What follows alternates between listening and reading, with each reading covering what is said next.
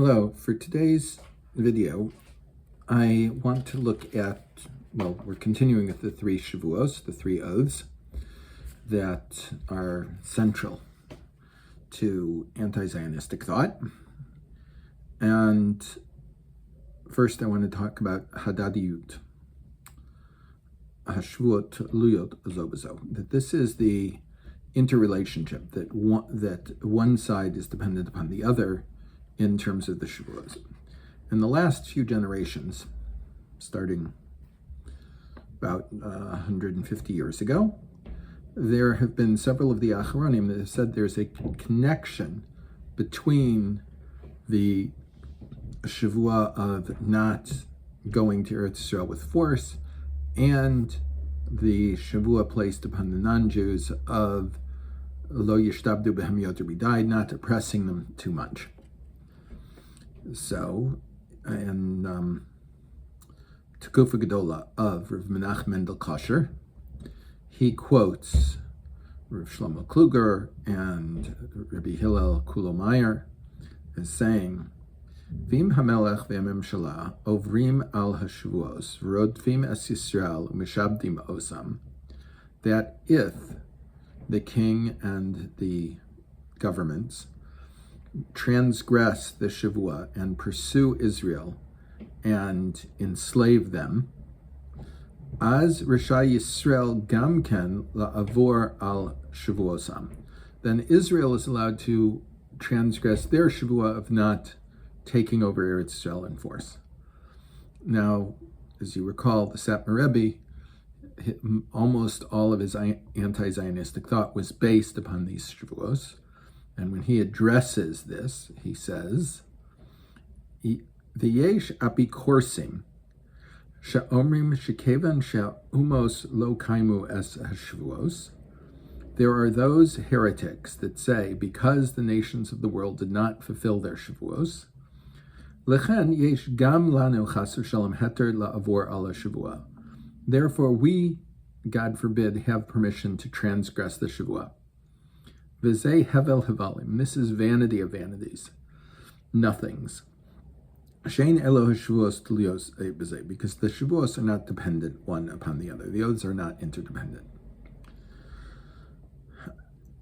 As we mentioned previously, the way the Satmar Rebbe addresses and considers the opinions of others, the name calling with his work, he calls apikorsim some of the greatest Rabbanim of the 18th century, Rabbi Shlomo Clogger and Rabbi Kolomayער, and say that their words are hevel hevalim is very bothersome, let us say. The Satmar Rebbe continues, and he addresses what Rabbi Shlomo Clogger said. Ube'emes lo kasav ze hamaharshak, and in truth, the Marshak, Marino of Shlomo Clogger, did not say this. Elech b'derech drush. This is a drasha. Kederech hadorshanim, like all of the people that give drashas. Machadshim perushim shonim b'derech Haggadah. They create new ideas in the way of Haggadah. Af im einam lahalacha klal, even if they're not related to the halachic matter at hand. Hadrasha tidrosh ve'ein meshimim al hadrush. They're allowed to make their drasha, and we do not respond to a drasha, meaning if when someone makes a drasha like this, we don't have to respond to it. It has no halachic import. What can we do? The Marshak said what he said, but the Satmar Rebbe says, no, it's a drasha, I don't have to pay attention to it. And Rabbi Menachem Kasher responds to the Satmar Rebbe, and he says, Umash kasav l'taritz divrei hamarshak, and what the Rebbe wrote to explain the words of the Marshak. Osam dvarim mamish yesh lomar al rov dvarim b'seifro. We can say the exact same thing, that everything that the Satmar Rebbe said is essentially a drasha, and we don't have to relate to it at all. That's the Satmar Rebbe says. We can say the exact same thing back. That almost everything he says is a drasha based upon divrei agada, and so on. And these are not things that we have to relate to. The next way of looking at the Gemara in Ksuvos about the three Shavuos, about the three oaths, is different than anything we've seen so far. And that is Shavuos Mevatos es Gezeros HaGalus, that the oaths define, so to speak, the decrees that create exile. So far, we have accepted a basic idea that the Shlosh Shavuos, we're talking about something that is prohibited to do, or perhaps prohibited to do. And this idea creates several problems. First, where did the nations of the world accept upon themselves such a Shavua? Shelo yishtabdu b'Yisrael yoter midai, that they accepted upon themselves not to oppress the Jewish people too much. We can say that when we learn the end of Masechta Ksuvos, that through here we have accepted our various limitations, are not to enter Eretz Israel with force and so on. However, where did they have it? Where did they get it from? Another question is, when it says Shelo yishtabdu behem b'Yisrael yoser midai, that they should not oppress Israel too much, how do you define yoser midai? How do you define too much? After everything that the Jewish people has been through in exile, can we say that this is not too much? The Maharal from Prague has a different way of understanding this in his Chedushei Agados on the Gemara in Ksuvos. Kasher Hashem Yisbarach Gazar Hagalus al Yisrael, when HaKadosh Baruch Hu decreed exile on the Jewish people, Ve'agalus hazeh eino kfi haseder shiroi lios ba'olam. This is not the normal way things occur in the world, he says. Ki lo timtza she'uma tiye gola v'yeh yoshvim betoch eretz uma acheres. We do not see that a nation is exiled into another nation and remains their own entity and not absorbed, not assimilated into where they are. Rak kol uma hi tachas rishusa. Each nation is under its own domain. V'Hashem Yisbarach gazer hagalus al Yisrael. But the Kadosh Baruch Hu decreed that Israel would be exiled. Ve'agalus hazeh eino lefi keseder haroi yeh ba'olam. And this is not the normal way of an exile in the world. Uleficha chay Hashem Yisbarach gozer kiyum al galusam. Therefore, HaKadosh Baruch Hu had to make unique decrees to allow the exile to exist. So first we have to understand, the Maharal is saying that the exile of Israel from its land for so long is not a natural thing. Naturally, when people live in a place for an amount of time, they become like those people, or they return to where they were from. However, to have this situation where the Jewish people would live outside of Eretz Israel for close to 2,000 years, this requires a change in the basic nature of the world. So the Maharal continues, Vim lo haisa ha'gezera hazos al davar shu keneged haseder. If there were not some decree against the natural way of the world, ein lo kiyum, there would be no continued existence, ki haseder gover alav, because the natural way of the world would overcome the Jews in exile. Umipnei zeh haya shalosh shavuos. Therefore, HaKadosh Baruch Hu made 3 oaths, Kolomayar shlosh gezeros, that is to say, 3 decrees.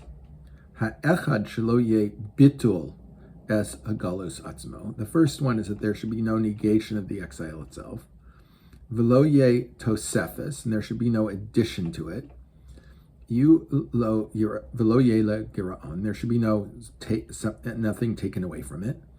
Hare shalosh gezeros shebezeh hagalus omed al inyan harishon. All 3 of these shavuos are so that the exile can continue to exist. Kima shelo ya'alu b'choma. What does it mean that they should not go up in force? Davar zehu sheyeh oarim hagalus. This would be that they would decrease the exile.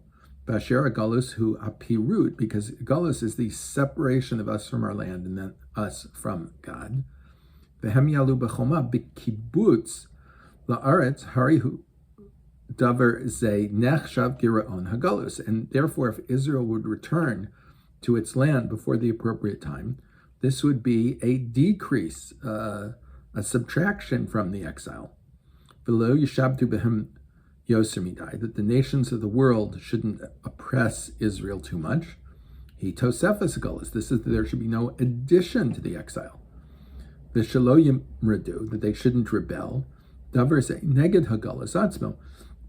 If Israel would rebel, that would be against the exile itself.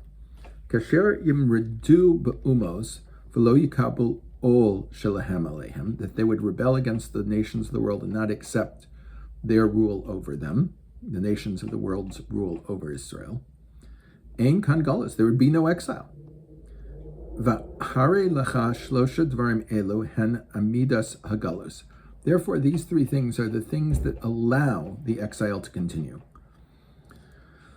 The Shavuos are not prohibitions, the Maharal says, but they are, just like God created the nature of the world, for the exile to exist, God had to change the nature of the world.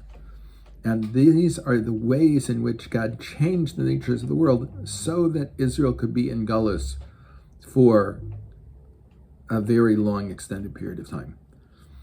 This is a completely different way that we're looking at three Shavuos than everything that we've seen previously. According to the Maharal, there was never a prohibition of going up to Eretz Yisrael. Shelo ya'alu Yisrael b'choma is a divine decree that the Jewish people would not be able to go up to Eretz Yisrael. That even though throughout history the Jewish people have desired and felt a great affection and connection to Eretz Yisrael, and individuals did make Aliyah, nonetheless there was no possibility for them to go up in great numbers. To establish the non-rational nature of the Jewish exile in Galus, we had to have these things. And the Shavua, Shelo Yimardu B'umos Olam, that Jewish people shouldn't rebel against nations of the world, this is that we should accept that we were in complete and total exile. The other two Shavuos are establishing either the length or the nature of the Galus, that the nation shouldn't oppress us too much, meaning for too long, perhaps, or make the Galus so oppressive that it would not be possible to live in it. And the Jewish people's thing that we would not try and return to Eretz Yisrael, that we wouldn't have the abilities to do this. This idea is not unique to the Maharal. We can also see it in a tshuva of the Rivash, where he writes, he's writing historically now, Umi shehiglam, and the one that exiled them, the Jewish people after the destruction of the first temple, lo hayat minicham lashuv, he did not allow them to return, meaning God did not allow Israel to return, ad sha'ala b'reshus Koresh, until they returned with the permission of Koresh, the Persian king. V'gam ata, and so too now in the exile that the Jewish people are found, achas mishlosh shavuos shehitbiya HaKadosh Baruch Hu liYisrael, one of the three oaths that HaKadosh Baruch Hu made the Jewish people swear, shelo yalu b'choma, that they would not go up, that in force, that HaKadosh Baruch Hu would not allow the Jewish people to return to Eretz Israel using force. This idea of the Rivash is the same one that the Maharal is expressing, that the Jewish people would feel the connection to Eretz Israel, but that HaKadosh Baruch Hu wouldn't allow them to act upon it until the appropriate time. And according to the Maharal, for close to 2,000 years, according to the Rivash, close to 2,000 years, HaKadosh Baruch Hu didn't allow the Jewish people to return. When he did allow them, they did return. There is yet another aspect to the three Shavuos, that when you look through the Sifrei Halacha, those people that gathered Halacha, whether you're talking about the Gaonim, the Rif, the Rambam, the Rosh, the Tur, the Shulchan Aruch, not one of them counted any one of these three Shavuos, or the two Shavuos concerning Yisrael, as halachic. He did not bring this as a psak that is prohibited to go to Eretz Israel. Or when Rabbi Yehuda said that it's usher to be Ola from Bavel to Eretz Israel, this is never brought in any of the poskim. More than this, the Ramban, in his Tosos L'Sefer Mitzvos, to the Rambam, positive mitzvah 4, he includes Yishuv Eretz Israel and Kivush Eretz Israel, and the living in Eretz Israel and the conquest of Eretz Israel, as a eternal mitzvah for all generations. And the Ramban writes, V'lo ne'ezva biyad zulasenu min ha'umos, or l'shmama, we will not leave Eretz Israel to the nations of the world or for desolation. V'hu amru lehem, and this is what HaKadosh Baruch Hu said to the Jewish people, V'horashtem es ha'aretz v'yashavtem ba, and you will inherit the land and you will dwell in it. Hari nitztavinu b'kivush b'kol hadoros, we have been commanded to conquer Eretz Israel in all generations. Mitzvahs asay l'doros mitchayev kol yachid b'menu, that there is a positive mitzvah for all generations that obligates every individual of the Jewish people, ve'afilu b'zman hagalus, even in the time of exile, ke'yadua b'talmud u'b'mkomos harbe. This is well known in the Talmud in many sources. If the Shavuos were a prohibition on the Jewish people before the time of the redemption to conquer Eretz Israel, the Ramban could not have written that this is a mitzvah for all generations. But he doesn't mention this as a prohibition at all to be concerned with. He is writing the exact opposite, that if the possibility exists, that we obviously have to do it. Now, there are times when it is impossible to do a mitzvah. For instance, there were times in Europe when it was impossible to get at least some of the 4 species. Aravas and Hadassim grow every place in the world, but palm fronds and esrogim don't grow in Eastern Europe. It's impossible to get them. Just because someone cannot fulfill the mitzvah of Arba Minim there doesn't mean that the mitzvah doesn't exist. The obligation to take the 4 species, to take the lulav, take the esrog, existed, but sometimes it was impossible to do. There are some things that are out of their capability. For instance, if a person doesn't have tefillin, he can't put them on. He doesn't have them. There's no way for him to fulfill the mitzvah. That doesn't mean that he doesn't have a mitzvah to do it. It means he's simply incapable of doing that mitzvah. So too, the Ramban would say, if it's impossible for the Jews to conquer it, what can they do? They can't do it. The mitzvah still exists, the Ramban is saying. At all times, the mitzvah exists. When you can do it, you must do it. If you have you live in Eretz Israel, you live in the United States, where it's very easy to get a hold of the 4 species, the lulav and the esrog and so on, to take on sukkahs, of course you have to do it. Can't do it. But now that you can, so you must do it. It's relatively easy to acquire tefillin. You must put them on. At this point, it's important for us to go back and look again at some of the things that we've looked at previously. And Yeshua Smalko,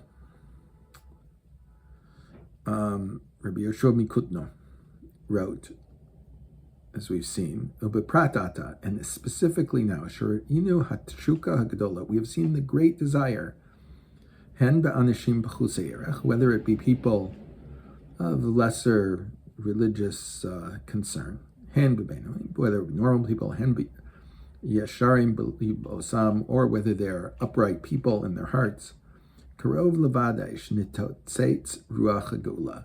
It is close to 100% sure that we have the spark of redemption. Meaning, when suddenly people are all inspired, and we see it all over the place, to return to Eretz Israel, to free Eretz Israel, obviously this is a sign that the time has come. And the Torah Tamima on Eicha also said very similarly. He brought to Rabbi Yoshua ben Kotno, and he brings a midrash about when you see the benches in Eretz Israel being filled up with Babylonians. Yitachen od, he wrote, the Torah Tamim wrote, Deromez lamasha amru b'ksubas. This is what we're hinting at in Ksubas. Kola olem Bavel Eretz Israel over ba'aseh. Anyone who travels from Babylon to Eretz Israel has transgressed a negative, positive bin. Mar hishpati eschem b'oz Yerushalayim, I adjure you, the daughter of Israel, that whether you are aroused, beloved, to go up to Eretz Israel until it is satiated. Kolomayar, ad she'aleh ratzon meHaKadosh Baruch Hu. This is until the desire comes from HaKadosh Baruch Hu. Ve'im ken, and therefore, kshenase hisorus klalis lo'alos, when there is a general desire to go up to Eretz Israel. Oshi ki hagia hasha haratzuya. This is the sign that the desired time has come. V'zeu imre isa safsalim meleim bavlim munachim be'eretz Israel. If you see benches filled with Babylonians, meaning people from Chutz La'aretz in Eretz Israel, Kolomayar ribui ha'olim, that is, many people making aliyah, tzipa l'raglav shel Mashiach. You should look around for the footsteps of Mashiach. Retsei lomar, that is to say, os hu, this is a sign, ki kavar omdos raglav b'shari Yerushalayim, that the footsteps of Mashiach are already at the gates of Yerushalayim. If you see many people desiring to make aliyah, according to what we've seen, we have to go back and look at what the Or Sameach wrote in his letter after the San Remo Accords. Omnam ke'es hasabah hahashgacha. At this time, the divine control of the world has changed things. Asher be'esifas mamlachut ne'orot b'San Remo, when the enlightened nations gathered together in San Remo, nitan tzav, they gave an order. Asher Eretz Israel tiyeh la'am Yisrael, that the land of Israel should be given to the people of Israel. The kaven chesar pachad hashavos, and because it has been turned away the fear of the oaths, ubrishion hamalachim, and it is with the permission of the kings and the governments, kama mitzvahs yishuv Eretz Israel. Therefore, the mitzvah of Eretz Israel has stood up. Sheshikula keneged kol mitzvah shebetorah limkoma, that it is equal to all the mitzvahs of the Torah, and it has come back to its place, meaning the mitzvah of Eretz Israel has returned. Mitzvah al kol ish l'sayah b'chol yecholto l'kayim mitzvah. It is incumbent upon every man to do with all of his powers to fulfill this mitzvah, either personally or through helping others. What does it mean? Kevan shesar pachad hashavos, because the fear of the oaths is transferred away. The ideas of asur and mutar, prohibited and permitted, and so on, were very well known to the Or Sameach. He didn't say sar or isur hashavos, that the prohibition of the shavos has changed. He said sar pachad hashavos, the fear of them. That is to say that the idea of that is holding us in galus that the Maharal has expressed, the Or Sameach has said that idea is no longer here, and now is the time for us to go up to Eretz Yisrael. We can find this idea also in the Zohar. Amar Rabbi Yudai. Rabbi Yudai said, Amar Rabbi Esa, in the name of Rabbi Esa, Nishba HaKadosh Baruch Hu swore, Shelo Yikanes B'Yerushalayim de Le'elah, that Hashem would not enter the Yerushalayim on high, Ad Shikansu Yisrael B'Yerushalayim de Le'tata, until the Jewish people returned to the Yerushalayim below. And so too, we find that Rabbi Yochanan said in the Gemara in Tanis, Amar HaKadosh Baruch Hu said, Lo avo b'Yerushalayim shel mala ad she'avo l'Yerushalayim shel mata. I will not enter Yerushalayim above until I enter Yerushalayim below. The nature of the Shavuos is that it stands in place, meaning the nature of the world presents us to do it, until the Jewish people enter Jerusalem below. And once the Jewish people enter Jerusalem below, then it's possible for HaKadosh Baruch Hu to enter Yerushalayim above and to begin a Messianic era. After the Sefer was printed, after Kima Kima was printed, Dripman received many objections to what he wrote in this parak, and he added an appendix to this chapter where he discusses all of the challenges that were presented to him by those opposed to Tzniut Datit, to religious Zionism, and he presents the answers to them. In my mind, most of the answers are very obvious. But next week, we will look at those questions and those answers. Everyone should have a wonderful day.